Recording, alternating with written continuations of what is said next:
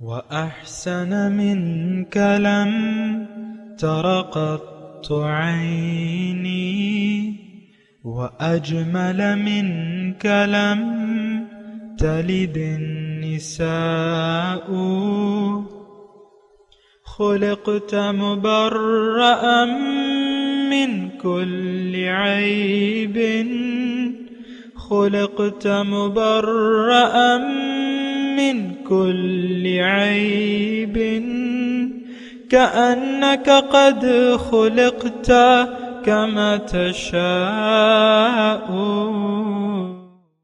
كتاب أنزلناه إليك مبارك ليدبروا آياته وليتذكر أولو الألباب. یہ کتاب برکت والی ہے جسے ہم نے آپ کی طرف نازل فرمایا ہے تاکہ دانش مند لوگ اس کی آیتوں میں غور و فکر کریں اور نصیحت حاصل کریں. اللہم صلی علی سیدنا محمد وعلی آل سیدنا محمد بعدد کل ذرۃ مئۃ الف الف مرۃ. سامعین و ناظرین اکرام، السلام علیکم ورحمۃ اللہ وبرکاتہ. سامعین اکرام، سورہ اسراء آیت نمبر 31، درس نمبر 1244. آج کا موضوع، کیا ہمیں اللہ تعالیٰ پر بالکل بھروسہ نہیں ہے؟ اس کے ساتھ آج کے سبق کا آغاز کرتے ہیں. سب سے پہلے گزشتہ سبق کا اعادہ ہوگا. اعوذ باللہ من الشیطان الرجیم. پناہ مانگتا ہوں میں اللہ کی شیطان مردود سے. بسم اللہ الرحمن الرحیم. شروع اللہ کے نام سے جو بڑا مہربان نہایت رحم والا ہے. ان ربک یبسط الرزق لمن یشاء ویقدر انه کان بعباده خبیرا بصیرا. بے شک تمہارا پروردگار جس کی روزی چاہتا ہے فراخ کر دیتا ہے اور جس کی روزی چاہتا ہے تنگ کر دیتا ہے. وہ اپنے بندوں سے خبردار ہے اور ان کو دیکھ رہا ہے. سامعین کرام، سورہ اسراء آیت نمبر 31. وَلَا تَقْتُلُوا أَوْلَادَكُمْ خَشْيَةَ إِمْلَاقٍ، اور اپنی اولاد کو افلاس کے اندیشے سے قتل نہ کرو. نَحْنُ نَرْزُقُهُمْ وَإِيَّاكُمْ، ہم انہیں بھی رزق دیں گے اور تمہیں بھی. ان قتلہم کان خطئا کبیرا، ان کا قتل بہت بڑی خطا ہے. ولا تقربوا الزنا، زنا کے قریب نہ پھٹکو. انہ کان فاحشہ وساء سبیلا، یہ بہت برا فعل ہے اور بہت ہی برا راستہ ہے. ولا تقتلوا النفس التی حرم اللہ الا بالحق، اور کسی نفس کو قتل مت کرو جس کو قتل کرنا اللہ تعالیٰ نے حرام کر دیا ہے، مگر حق کے ساتھ. یعنی جب حق ہو، اس کی میں تفصیل کرتا ہوں. ومن قتل مظلوما، اور جو شخص مظلومانہ قتل کیا گیا ہو، فقد جعلنا لولیہ سلطانا فلا یسرف فی القتل، تو اس کے ولی کو ہم نے قصاص کے مطالبے کا حق عطا کیا ہے، پس چاہیے کہ وہ قتل میں حد سے نہ گزرے. انہ کان منصورا، اس کی مدد کی جائے گی. ولا تقربوا مال الیتیم، مال یتیم کے قریب نہ پھٹکو. الا باللتی ہی احسن، مگر احسن طریقے سے. حتی یبلغ اشدہ، یہاں تک کہ وہ اپنے شباب کو پہنچ جائے. وَأَوْفُوا بِالْعَهْدِ، عہد کی پابندی کرو. ان العہد کان مسئولا، بے شک عہد کے بارے میں تم کو جواب دہی کرنی ہوگی، یعنی تم سے پوچھ گچھ ہوگی. وَأَوْفُوا الْكَيْلَ، پیمانہ پورا دو. اذا کلتم، جب تم پیمانہ کرو. تو پورا دو، وزنوا بالقسطاس المستقیم، اور تولو ٹھیک طریقے سے ترازو، ذالک خیر و احسن تأویلا، یہ اچھا طریقہ ہے اور انجام کے لحاظ سے بھی بہت بہتر ہے۔ سامعین کرام، تذکرہ ہو رہا ہے، اس کا میں نے آپ کو بتایا تھا کہ اللہ تعالیٰ نے ہمیں بنایا ہے اپنے لیے، دنیا میں ہم نے زندگی گزارنی ہے اللہ کی مرضی سے۔ اللہ تعالیٰ ہمیں اس صورت میں اپنی مرضی بتا رہا ہے، وہ راہ عمل متعین کرنا ہے جس کے مطابق ہم نے چلنا ہے، یعنی زندگی کیسے گزاریں گے، اس کے اصول اور قوانین کیا ہوں گے۔ اللہ تعالیٰ وہ قوانین اپنی رحمت سے، اپنے کلام کے ذریعے، نبی کے ذریعے ہمیں بتا رہا ہے۔ گزشتہ سبق میں ہم نے پڑھا تھا کہ رزق کی تقسیم اللہ تعالیٰ کے ہاتھ میں ہے، اور رزق کے بارے میں ایسا نہیں ہونا چاہیے کہ آپ اپنے خالق، مالک اور رب کو بھول جائیں۔ ہمارے ساتھ تو مسئلہ یہ ہے، اب یہ دیکھیں احکامات یہ قرآن ہے، اس کی ہمیں کوئی پرواہ نہیں ہے، یعنی یہ آپ بیلنس رکھتے ہیں، یعنی یہ تمام آپ دیکھ لیں نا، لا تقتلوا اولادکم خشیۃ الانفاق، اس وقت بھی یہ مسئلہ تھا، آج بھی یہ مسئلہ ہے، فیملی پلاننگ، بچے ایک یا دو ذمہ اور نہ لو، اور یہ بڑا پرانا مسئلہ چلا رہا ہے۔ پہلے تو زیادہ اس پہ وہ زور دیا جاتا تھا فیملی پلاننگ پہ، میں خود یہ جب چھوٹا تھا ایک آدھ پروگرام میں مجھے شرکت، یا ایک آدھ ہمارے جو جاننے والے تھے وہ فیملی پلاننگ میں تھے، اور ان کی باتیں میں سنتا رہتا تھا، اور اس زمانے کے جو اخبارات تھے، یہ تقریباً 70s کی میں بات کر رہا ہوں، تو بڑا پاکستان کے 5 کروڑ آبادی تھی اس وقت، مجھے یاد ہے 4 کروڑ یا 5 کروڑ آبادی تھی، تو وہ دلیل کیا دیتے تھے کہ بھئی اب 5 کروڑ آبادی ہے، رزق نہیں ہے، اب جب یہ 10 سال بعد دگنی ہو جائے گی تو ہم کہاں سے لائیں گے یہ رزق۔ یہ وہ کافرانہ جملے تھے۔ آج بھی میں بلا کسی شک و شبے کے پورے یقین سے بات کہہ رہا ہوں کہ وہی کافرانہ ذہنیت آج بھی ہے ہماری، اور ظاہر پرست ہیں ہم۔ اللہ جو کہ ہمارا رب ہے، رب العالمین ہے، اس سے ہم نے اپنا تعلق توڑ لیا ہے، اور ظاہر کو ہم دیکھ رہے ہیں، ہم باطن کو دیکھنا ایک تو یقین نہیں ہے، پھر دیکھنا بھی نہیں چاہتے۔ جب آپ کا یقین ہی نہیں ہے باطن پہ، اللہ پہ، یہ ایک بہت بڑی برائی ہے کہ آپ اللہ سے کٹ کر جینا چاہتے ہیں، آپ اللہ سے کٹے ہوئے ہیں۔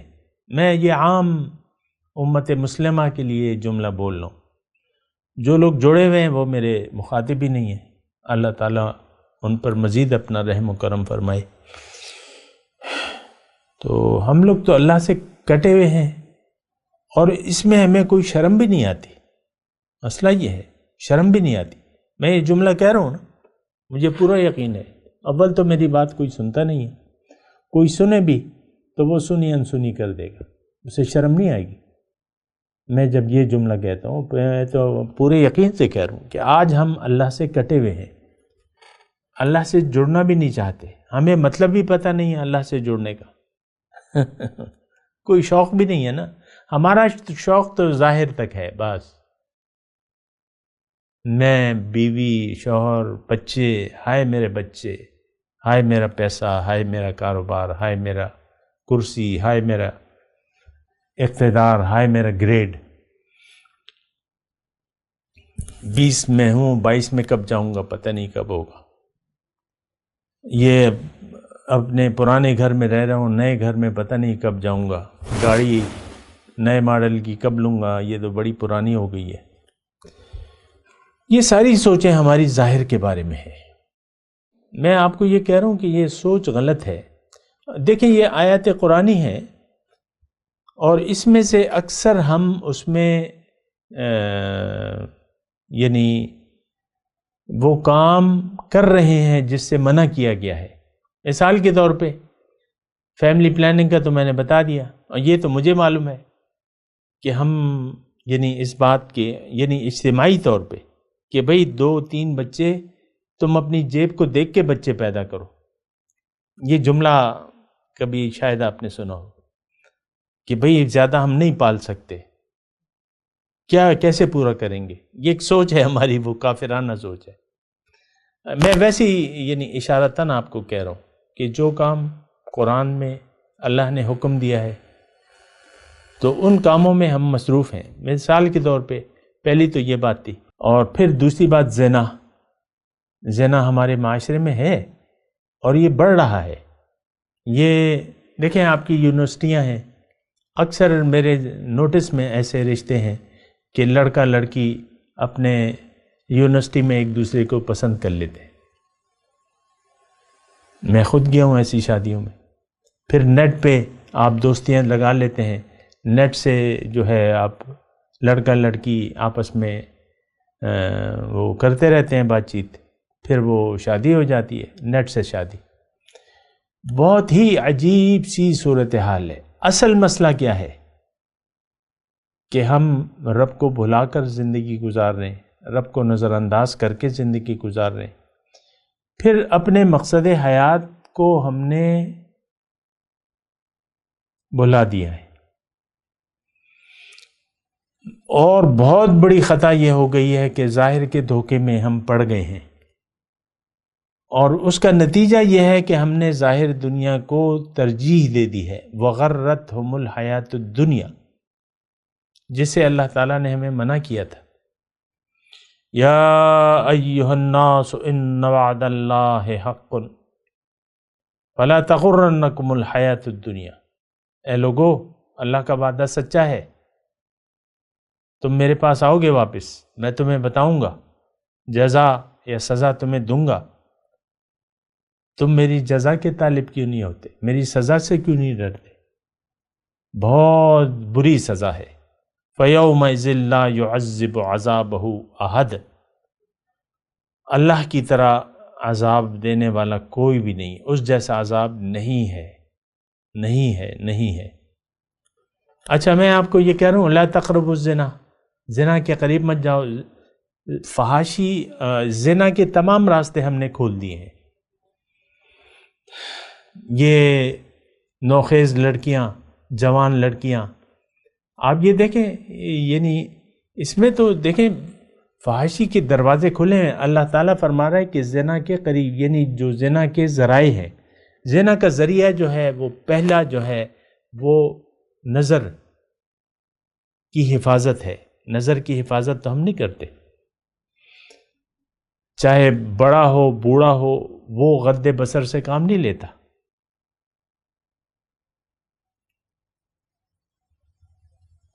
وَقُلْ لِلْمُؤْمِنِينَ يَغْضُضْنَ أَبْصَارَهُنَّ وَيَحْفَظْنَ فُرُوجَهُنَّ. اسی طرح غض بصر کا حکم تو عورتوں کو بھی ہے. وہ تو نقاب ڈال کے دیکھتی رہتی ہے، عورت جو ہے نقاب ڈال کے دیکھتی رہتی ہے، کھلی کھلی آنکھوں سے دیکھتی رہتی ہے، اپنے آپ کو چھپایا ہوتا ہے، اوروں کو دیکھ رہی ہوتی ہے. خیر مطلب یہ دیکھیں اگر جو قرآن، اب یہ سب کی کیا ہے، یہ تقریباً 14 وہ بنتے ہیں، 14 احکامات بنتے ہیں، 14 نقطے بنتے ہیں، 14 اصول اللہ تعالیٰ بیان فرما رہا ہے کہ تم ایسا نہ کرو، ایسا نہ کرو، ایسا نہ کرو. جس سے ہم پڑھ رہے ہیں بخیل مت بنو، بالکل اسراف نہ کرو، ولا تبذر تبذیرا ان المبذرین کانوا اخوان الشیاطین. اچھا ان تمام جو کچھ بیان ہو رہے، میں تھوڑا سا رک جاتا ہوں نا، کیا کروں، لیکن میں ویسے ہی آپ کو بتا رہا ہوں کہ دیکھیں زنا کے تمام دروازے ہم نے کھول دیے. پھر میں ایک ایک کر کے آپ کو بتاؤں گا بھی انشاءاللہ. لیکن قتل نفس کا قتل تو ہمارے لیے کوئی مسئلہ نہیں ہے.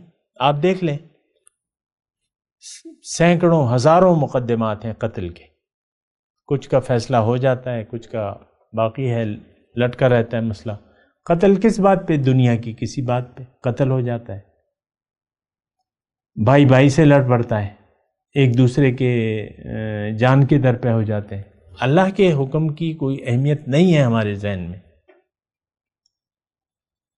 پھر اللہ تعالیٰ فرما رہا ہے مال یتیم، بھائی مر گیا، بیٹے بچے چھوٹے چھوٹے بچے ہیں اور بھائی جی جو ہے اس کو بے درے خرچ کر رہے ہیں، مال کو امانت کے حساب سے نہیں رکھتے، کہتے ہیں یہ تو میرے بھائی کا مال ہے، ہم سب ایک ہی باپ کے بیٹے ہیں، کوئی بات نہیں۔ اور پھر وعدہ وَأَوْفُوا الْكَيْلَ، ترازو میں اور یعنی ناپنے میں، یہ تو یہ ہماری قومی عادت ہے، ہر چیز میں کمی اور ہر چیز میں نقصان، لین دین میں، یہ تو آپ کو معلوم ہے۔ پھر اللہ تعالیٰ فرما رہے ہیں لا تقف ما لیس لک بہ علم، جو علم نہ ہو اس پہ تم اصرار نہ کرو۔ لیکن آپ کو دیکھیں ہر شخص مشورے دے رہا ہے آپ کو، اور علامہ بنا ہوا ہے ہر شخص، خاص طور پہ چاہے دین کا مسئلہ ہو چاہے دنیا کا مسئلہ ہو، ہر شخص اپنی رائے ضرور دے گا۔ اللہ اللہ، پھر اتراتے ہوئے مت پھرو، ہماری چال جو ہے وہ یعنی ایسی نہیں ہے، جو یعنی جھکاؤ والی چال نہیں ہے ہماری۔ تو یہ میں آپ کو یہ کہہ رہا ہوں کہ یہ 14 نقاط جو بیان کیے ہیں اللہ تعالیٰ نے انسان کی معراج کے لیے، تو اس پہ تو ہمارا کوئی نہ یقین ہے، نہ ہم سنتے ہیں، نہ سننے کے لیے تیار ہے۔ کسی سے بھی آپ پوچھیں، میں ویسی بات کروں کہ بھئی آپ کسی سے پوچھیں کہ بھئی اب یہ ظاہر ہے کہ یہ احکامات ہمارے لیے ہیں، میرے لیے، آپ کے لیے، کہ بھئی سورہ بنی اسرائیل میں کون سی باتیں ہیں جو اللہ تعالیٰ نے ہمیں جس کے کرنے کا حکم دیا ہے اور جس سے رکنے کا حکم دیا ہے۔ اب یہ تو ہے نا، مطلب یہ ہے کہ وَبِالْوَالِدَيْنِ احسان، احسان والدین کے ساتھ اچھا سلوک کرنے کا حکم دیا ہے، کچھ چیزیں کرنے کی ہیں، کچھ سے رکنے کا ہے۔ تو آپ کسی سے پوچھ لیں کہ بھئی سورہ بنی اسرائیل میں وہ کون سے 14 نقاط ہیں جو اصول اللہ تعالیٰ نے بیان کیے ہیں، وہ کون سے ہیں؟ وہ سر سے لے کر پاؤں تک آپ کو دیکھا ہے کہ یہ شخص کیا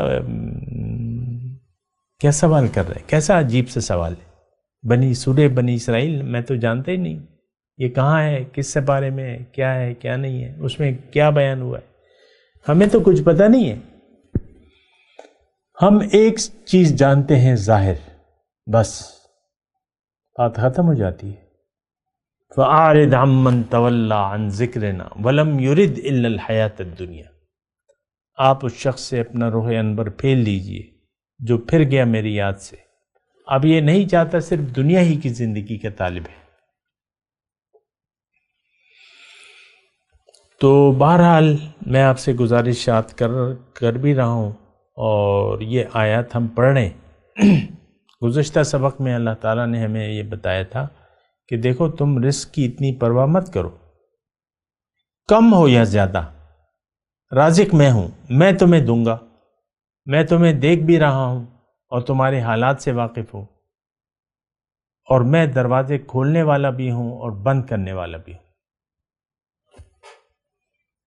تو تمہارا ان تمام حالتوں میں تمہارا امتحان ہے، تو تم مجھ پر بھروسہ رکھو اور میری طرف رجوع کر لو، مجھے اپنی منزل بنا لو، میرے راستے پر چلو، میرے حکم اور میرے نبی کے طریقے کے مطابق۔ ایسا تو ہم کرنے کے لیے تیار نہیں ہیں، بہرحال وہ آپ کی مرضی ہے کہ آپ کیا رویہ اختیار کرتے ہیں۔ لیکن بات یہ ہے کہ اسی صورت میں ہم پڑھ چکے ہیں ان احسنتم احسنتم لانفسکم وان اسأتم فلہا، اگر تم اے انسان اگر تم نیکی کرو گے تو اس کے اچھے نتائج تو تمہیں ہی ملیں گے، اور اگر کوئی نافرمانی کا راستہ اختیار کرو گے تو اس کے برے نتائج کا سامنا تو تمہیں ہی کرنا پڑے گا، اور تمہارا بوجھ کوئی اور نہیں اٹھائے گا۔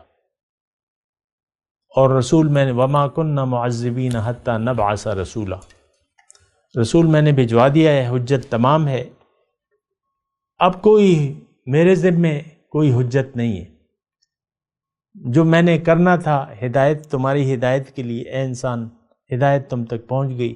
اور یہ جو ہم پڑھ رہے ہیں مضمون، جو کہ انسان کی کمال، یعنی انسان کو کمال تک پہنچانے کے لیے ایک ہدایت ہے اس مضمون میں، وہ بالکل واضح ہے۔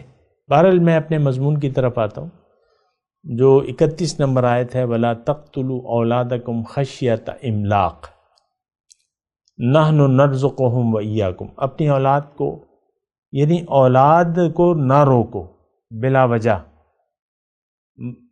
اولاد کو آپ روک سکتے ہیں، اس کے لیے طریقے اختیار کر سکتے ہیں، لیکن جو جائز ہو۔ مثال کے طور پہ خاتون کی طبیعت، یعنی ڈاکٹر کہے کہ اب یہ مزید بچے نہیں پیدا کر سکتی، تو پھر وہ ڈاکٹر کی رائے ہوتی ہے، یا صحت اجازت نہیں دیتی بچے کی، یہ پھر ڈاکٹر کی بات ہے، تو اس میں ماں سوائے چند ایک چیزوں کے تو آپ کو اجازت نہیں ہے کہ آپ خود ہی فیصلہ کرو۔ اصل میں ہم اپنے یہ عام طور پہ جو رویہ ہے، یہ فیصلے ہم خود لیتے ہیں کہ ہمیں بچہ چاہیے کہ نہیں چاہیے۔ نہیں، آپ کو اللہ کے مرضی میں رکاوٹ نہیں بننا چاہیے۔ یہ مخلوق اللہ کی ہے، اللہ تعالیٰ پیدا کر رہا ہے۔ بچے کی پیدائش میں آپ کا کچھ رول نہیں ہے خاص، الا یہ کہ بس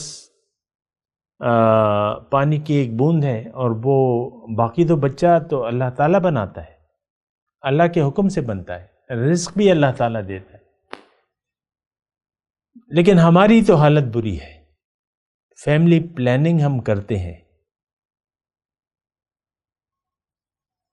اور وقت کا انتخاب بھی کرتے ہیں، یہ بھی کرتے ہیں، ٹھیک ہے، مناسب انداز سے، مطلب دیکھیں 2-2.5 سال کا وقفہ جو ہے، بچہ جو شیر خوارگی سے نکل جائے تو پھر مطلب یہ ہے کہ آپ جو بھی ہو، دیکھیں بچے آپ کی مرضی سے نہیں ہوتے، یہ اللہ کی دین ہے، تو آپ کیوں رکاوٹ بنتے ہیں اولاد میں آپ رکاوٹ نہ بنے، یہ اللہ کی مخلوق ہے، اللہ تعالیٰ نے ایک سسٹم بنایا ہے، اللہ چاہے گا تو اولاد ہوگی، نہیں چاہے گا تو پھر نہیں ہوگی۔ بہت سے لاولد والدین ہیں، وہ روتے رہتے ہیں، لیکن وہ قسمت پہ تو نہیں ہوتا، رونے پیٹنے سے کچھ بھی نہیں ہوتا، لیکن جہاں بچہ کا ہونا نہ ہونا اللہ ہی کے ہاتھ میں ہے۔ لیکن آپ کو خدا نہیں بننا چاہیے کہ میں ان کو رزق نہیں دے سکتا۔ اللہ تعالیٰ فرما رہا ہے تمہیں کون رزق دے رہا ہے، یہ تو سوچو، تمہیں میں رزق دے رہا ہوں تو وہ تو میری مخلوق ہے۔ الخلق عیال اللہ، مخلوق اللہ کا کنبہ ہے، اللہ رب ہے، رب العالمین ہے، اللہ رزق دے گا۔ تو ان قتلہم کان خطئا کبیرہ، ان کو قتل کرنا بہت بڑی خطا ہے۔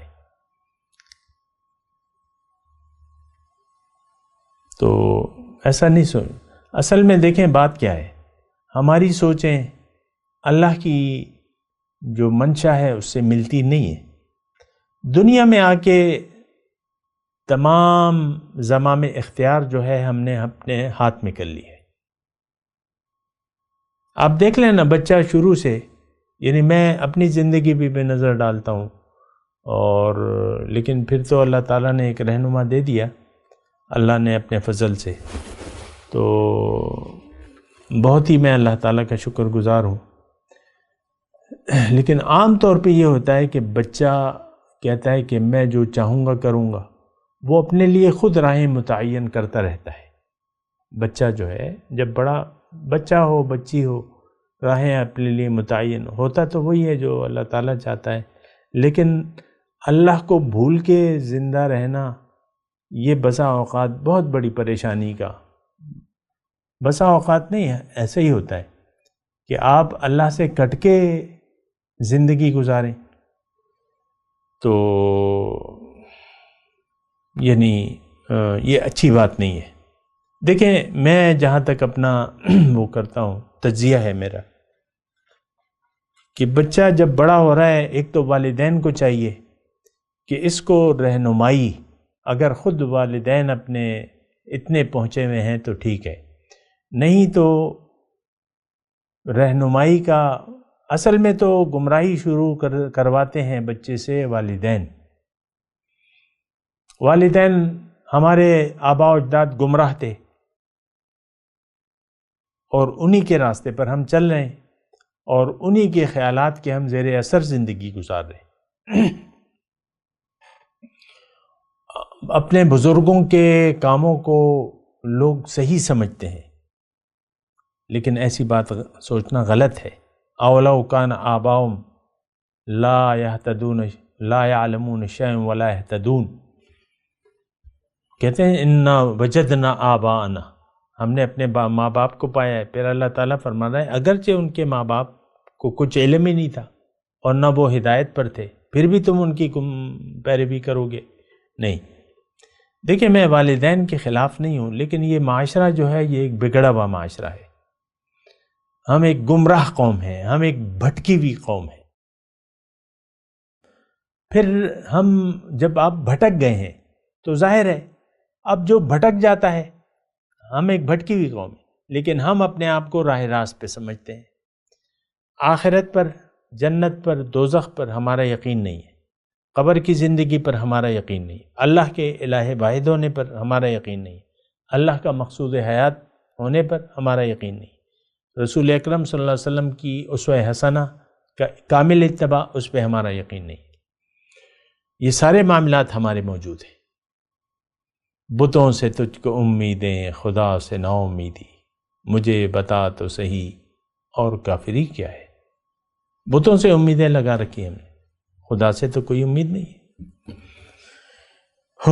تو میں ویسے والدین کی بات کر رہا تھا۔ والدین یعنی والدین اگر یعنی اللہ کے راستے پر ہوں تو ان کو اپنے بچوں کو بھی اللہ کے راستے پر ڈالنے کی کوشش کرنی چاہیے۔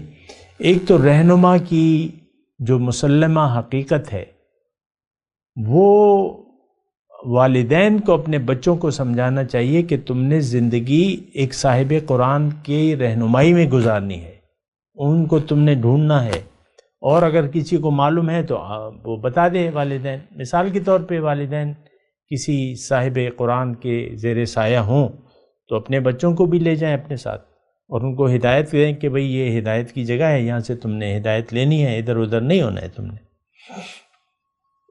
بہرحال تو یہ ہدایت، یہ رہنمائی یہ والدین کو کرنی چاہیے اپنی اولاد کے بارے میں۔ ہم تو نہیں کرتے، وہ ایک الگ مسئلہ ہے۔ میں بھی تلاوت کرتا ہوں، میرے ساتھ دہرائیے۔ اعوذ باللہ من الشیطان الرجیم، بسم اللہ الرحمن الرحیم۔ وَلَا تَقْتُلُوا أَوْلَادَكُمْ خَشْيَةَ إِمْلَاقٍ نَحْنُ نَرْزُقُهُمْ وَإِيَّاكُمْ إِنَّ قَتْلَهُمْ كَانَ خِطْئًا كَبِيرًا۔ ترجمہ سنا دیں۔ وَلَا تَقْتُلُوا أَوْلَادَكُمْ خَشْيَةَ إِمْلَاقٍ۔